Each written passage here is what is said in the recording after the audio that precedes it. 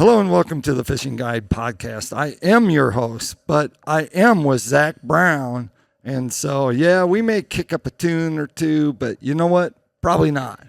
Heck no. There's not enough adult beverages right here. We're probably going to talk about electronics and a lot about electronics and some stuff that you guys, Garmin's just come out with, and we're pretty excited to hear about it. And you'll be able to tell people so when they start looking at units, they can tell what they're looking at and what they're kind of looking for. Yeah, I mean, the number one question we all get at every show, every event is, I went on the website, I'm super confused, I don't really know what's going on, what do I get, where do I buy it, how do I install it? So hopefully we can answer some of those questions Let's today. start with the first one. Which unit should someone buy? Well, I mean, we make all the way up to a 27-inch screen. We just came out with it, it's 92/27.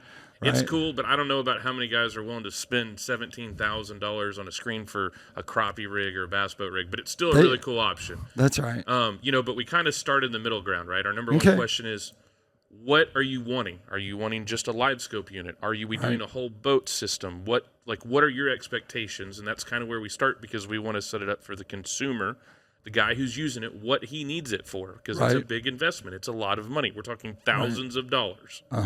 So we normally end up start with the Echo maps, and we see what screen size they want. Do they want a 9, 10, or 12? Used to 9 was big. Now 10 is kind of the norm. 12's not really that big anymore, and people are doing 16s, 22s, and 24s. It's kind of, craziness what's going on out there. So when you talk about resolution and people buying units, I know this is a question I hear a lot when I write the articles about electronics is 12-inch unit have better definition resolution than a 16-inch one? So in the Echo Map Ultras, the screens are the same. It's just that the physical screen size is different. If we look at our GPS map series, which is 8610, 8612, and 8616, the best screen in the whole line is the 8610. Oh, really? But the 8612 and the 8616 are what people look at the most because of the screen size. So we can get a little in the weeds, so to speak, in a hurry.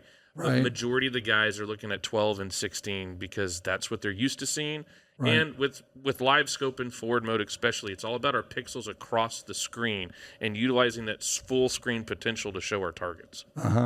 And so 86, you're talking like 86 and 8612 and 8610. You're giving us some numbers, but you have to tell the people what are these. This code code for LiveScope? This one shows the fish, and this one shows little fish. I tell everybody, I start at the top of the line, right? Let's start at the I call it the Ferrari of the line, which is an 8616 GPS map. So we have 2 series that run LiveScope. We have a GPS map, and we have an Echo Map series.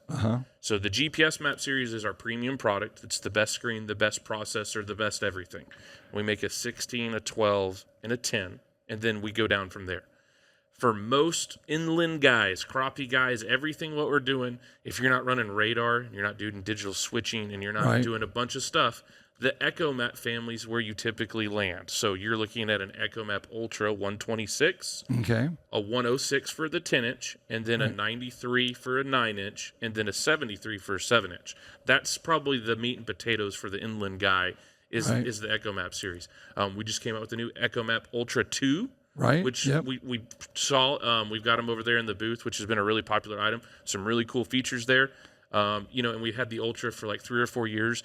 There's a mix right now, especially in the bass boat world. I know we're talking crappie guys, but even like our high-end we're talking to everyone. Everyone that's out So the cool thing about it is that the MLF pros and the elite guys, so the professionals are all running the Ultra series on the professional trails. Because they don't run radar. That's the biggest thing there. So the Ultra 2 is a really cool unit, though. It's way brighter screen, faster processor. The mount's been redone. It's got some wireless integration that's really cool as well. We'll talk about that. So the cool thing about it is if before we always had wires that ran between Unit A and Unit B to make them communicate maps and data sharing points and sonar and things like that. With the Ultra 2, we actually upgraded the wireless package, and we can share traditional, clear, and side view sonar. We can share wirelessly nav data and weight points and information. So for the guy who's just fishing on the weekends and doesn't necessarily want to do a full-blown tournament boat rig, pro rig, he can just Right. stick one unit up at the front, one unit up at the back, and they'll communicate across both. And will it show LiveScope in the front and in the back? So or this not? is where we're going to get technical. Yeah, we LiveScope gotta- won't show because it's a networked device technically, right? Okay. So because it runs off the Blackbox, Right. and all the power goes to the Blackbox, and then we take an image and we pipe it into the Garmin MFDs, the Echo Map series or the GPS Map series. And now you've gone to the black box. Ooh, What is the black black box? box. Let's talk about the black box. So the black box is really cool. I tell everybody, and we can talk about voltage and the importance of having it and why we need a minimum of 10 gauge wire and all that. What it really boils down to is that black box does more sonar computing than the rest of your boat times 2. Because it's got 6 different elements that's all pinging at the same time. It's updating 10 times a second. So the number one priority for anybody who's ice fishing with it, crappie fishing with it, bass, anything in the world, Right. is trolling for salmon in the Sound up in the Northwest, anything, anywhere, we need good, solid, clean, no issues power to it, especially at the end of the day, right? We've heard all What's the the stories. minimal voltage for it? 12.1 12.1. at the black box. Okay. That doesn't mean a voltmeter at the end of the day on your battery and you stick it back there. I mean literally at the plug, because after 12.1 the picture is affected. Will it still work? Yeah, without a doubt. Yeah. But to get the primo best product with the LiveScope, you need 12.1. Best resolution, best view. the right best there. response. And bright. The best response for the picture. Yep. So the black box. So tell them the black box is what they're hooking what to. So tell the black box gets 12 volts and the transducer plugged into it. 'em. Okay. And then out of the black box is one network cable that's blue net to a converter that goes to the Echo Map Ultra, which is a Panoptix port on the Ultras, or on the GPS Map. It's just an Ethernet port for us. Yeah. So they don't. Once they have the black box, they got that hooked up. They Yep. got their unit hooked up. Yep. You have some other ports that are in the back. Are Yep, so- those to communicate to aliens, or what? What do they do? Yeah, well, it's to the government to tell us where we're really No, fishing. it's No, I'm not. joking. I'm joking. That's I'm joking. not. So it's NEMA 2000 is one Okay. port, which is numerical data. If you had a heading sensor in the boat so the map doesn't spin, something like that, right? Yep. We have a network port, and then we have our transducer port, which is an orange 12-pin port. And then some of the cases, they have a yellow one that says LiveScope on the old Ultras, and that Right. was for an LVS 12, which that product's no longer available, so don't Yeah. worry about that one. And then, of course, you got to have power, which is a red one, and that's all you need. So you used to have 2 different transducers, and now you've shifted from the LVS 32 to the LVS 34. Yep, for sure, for sure. So the LVS 32 no longer available unless It someone is has available. Oh, it is. There's Okay. still some floating around in the marketplace, right? A shop may have them somewhere. I'm not saying that they're unavailable. I'm just saying you have to Right. look harder to go find them. You can't get them on the website. No, sir. No, sir. So what made the 34? What makes that more special than the 32? Of course, we came out with it. It's a new product. No, I'm joking. So the That's right. 34, Right. an object has to be seen 14 inches apart at 100 feet to be Okay. seen as object 1 Right. and object 2.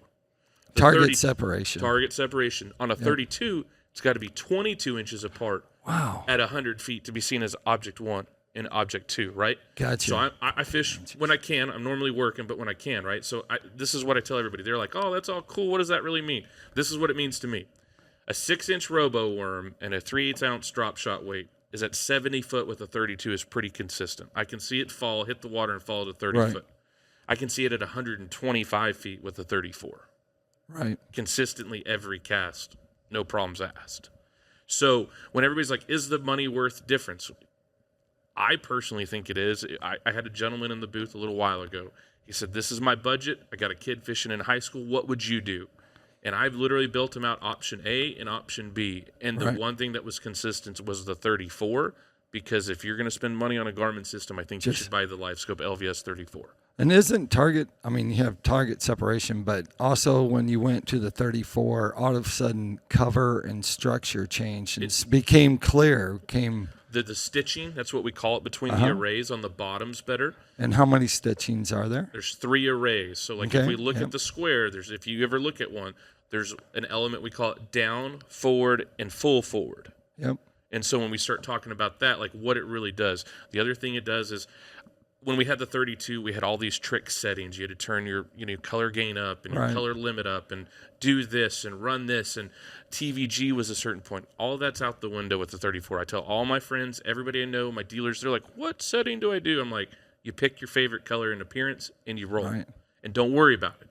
And they're like, what do you mean? I'm like, just go fishing. They're like, well, I already saw my bait the first time, and I caught my limit of crappie or whatever. It's amazing to hear the stories that's come from LiveScope. Right. There's a lot of negativity around LiveScope, but it's really funny. They all have it on their boat still. Right, exactly. Let's talk about appearance under your sonar settings. Let's go to colors, because the color palettes that you have, because you actually added some color palettes. You added some colors a while back, like maybe last year or a year before, somewhere. Yep. So I will say this. This is my disclosure to any lawyer listening to the show. Okay. Color is in the eye of the beholder, only because I had a guy at one of my seminars who came up to me afterwards and he goes, hey, man, I'm colorblind. None of those colors work for me. So this is my personal preference. We'll just preface that with that story. I really like Caribbean if it's sunny. Right. It's a green tone. It's kind of like black emerald. All the crappie guys know exactly what I'm talking about with black emerald. Yep. But what it does is the hard spot shows up more white, so you can have some target separation, and you can actually see within brush or rock or whatever. You can see the difference. If it's cloudy, I like lava. And if there's any aquatic vegetation, so we're talking milfoil, hydrilla, coontail, water willow, anything like that, I do blue, because blue shows up as the water's blue, and a hard object shows up as red, and a soft object shows up as yellow. Yep. And you can see a fish sitting on top of the grass because it's red and the grass is yellow. Yeah. So I went with Cody Huff. I actually went and videoed with him. So his favorite color is blue.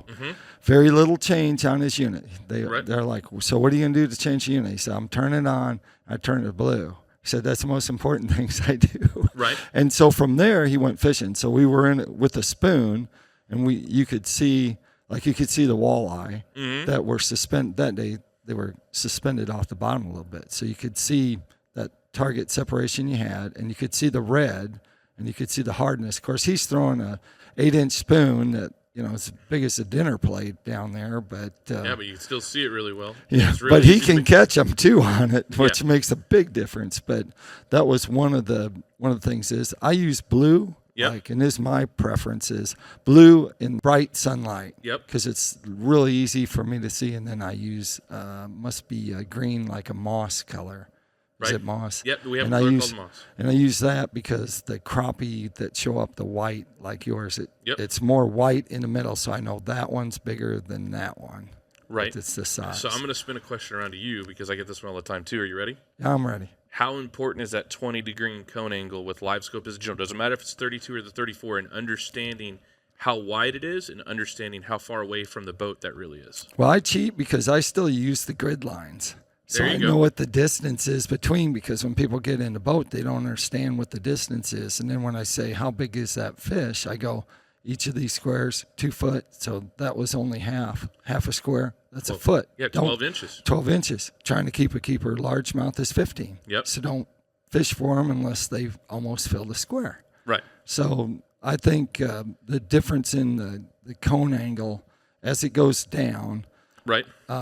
Is only going to make a difference as it goes out farther. Right. But as long as you're within 100 feet, I don't think the distance in going out there is. Here's the crazy part, right? So we start going into that, and I was horrible at geometry in high school. I didn't understand why we had to learn it. I thought it was the most useless thing in the world, and now I have to talk about it every day.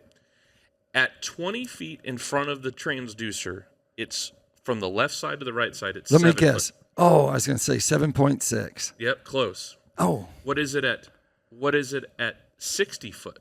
It's double that. It's 20 foot. What is it at 100 foot? It's more than 3. 31.5 feet. Right. And why is that important? That's the other question I get. Everybody asks me. This is like my favorite thing to talk about in the booth. Well, when you're casting out, you want to throw to your target. Right. And so if you have a stretch of 30 foot, that's different than if you have a stretch of 10 foot. You can pinpoint your target. Right, and if you throw with braid, like most crappie guys are, or bass fishermen, and it throws a bow in the line, and it's outside that cone angle, you're going to see it for part of the cast. Yep. or if the boat moves, because you're not running a Garmin Force trolling motor and any other anchor mode trolling motor, it's not going to hold the boat. That's right. That's my number one thing. Everybody's like, oh, it's easy. It's not that easy when you really think about keeping it and presenting it to the fish and understanding where it's really at. So I go with some of the best crappie pros that there are in the world. I go with, and the number one thing that I see is they never take their foot off the pedal. Ever. Never take it off. Like I'll see a bass fisherman on TV or something. He'll take his foot off the pedal and go, man, I can't hardly cast to him. And I'm like, you gotta keep on it. Yeah, I mean, so the other thing is, right, my little trick is pointer finger, middle finger, it's about 20 degree. Like, I'm sure there's somebody who has a larger degree fingers, but it doesn't matter. It's for reference, right? Right. If that fish is in the middle of the cone, he's going to be the brightest and he's going to shine like a lantern. That's what you'll hear that term. That's another code word kind of going around. That's so you right. want to find the lantern. Yep. Because it's in the middle of that cone angle. So that's the most important thing for me. And everybody's like, oh, you pan a lot. It's like, I just move it back and forth. I want the best return to give me the best option for a fish. That's right. You have any other tips for them besides the? So I like color gain. I'd say color gains, 70 to 80. I think the other big one for me is, I'm a Garmin guy. I believe in our trolling motor. I think brushless trolling motors are absolutely 100% the way to go. Right. I think it's you fight so many other things with a brushed motor, and I get we've ran them for years, and I mean everybody's looking at there. I've been fishing, and I went to college, and I did high school. I've been doing it since I was 10. I've been around all the trolling motors and all that. A brushless trolling motor is my favorite thing because it eliminates a ton of issues for us. Right. Yep. So, got another tip? Surely deep down inside there. I would tell you that my other favorite tip is active captain. Yeah. And everybody tell them what active captain is. Captain, it's on my phone. There you go. It's on my phone too. So, but you have a unit somewhere around here. Yeah. So, I'll send you screenshots of what we're talking about. But what my favorite thing about active captain is like we could be sitting here having a conversation, and you could show me the best crappie hole in the world. Because that's I think that's the camaraderie about fishing is one of my favorite parts. Exactly. And to sit down and actually make a weight point and talk about it and have the same map that's on your phone where you can understand exactly where you're at and make a weight point and then it automatically goes to your graph when you turn them on. Right. When you get there in the morning is an incredibly useful asset. Only for when I completely destroy something and I forget to move weight points over, they're on my phone, and I don't have to worry about losing them or whatever. They're all in a cloud somewhere that's safe and sound. Nobody's going to steal them. And I hate to tell everybody this, we all have the same weight points too. Like I work with electronics a lot of the pros. Are so right, I work with a lot of the pros. I can put pro after pro's weight points on the same lake, and it's all the same stuff. It's really funny that we think our weight points are special. That's right. So last thing, let's just talk about pollen. Pollen in the water. Ooh, the evil pollen. Yeah, hot. Particulates. Yes. Talk about them. So I would tell anybody who... How are they going to deal with the settings with... You're going to turn your gain back, right? Because there's more stuff in the water. I mean, that's what pollen is, right? It's this no different than the air and why I have to take a leg or a D right now every day.